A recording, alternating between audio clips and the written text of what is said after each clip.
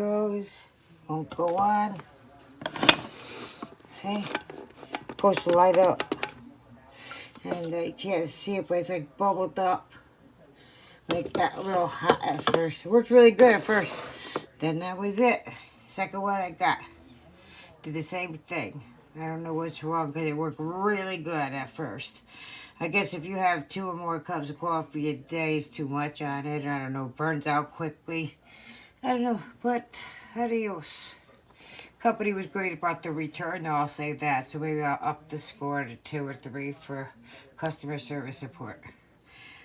But as for the functionality, it's real light, you know, and just don't work. See, stuff is in there. Won't go on. There's no sleep mode, so I don't understand why it won't work.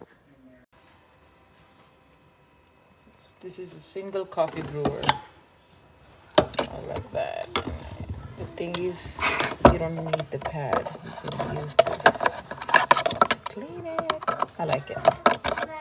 Very convenient for everyday office use, and I've been using this now.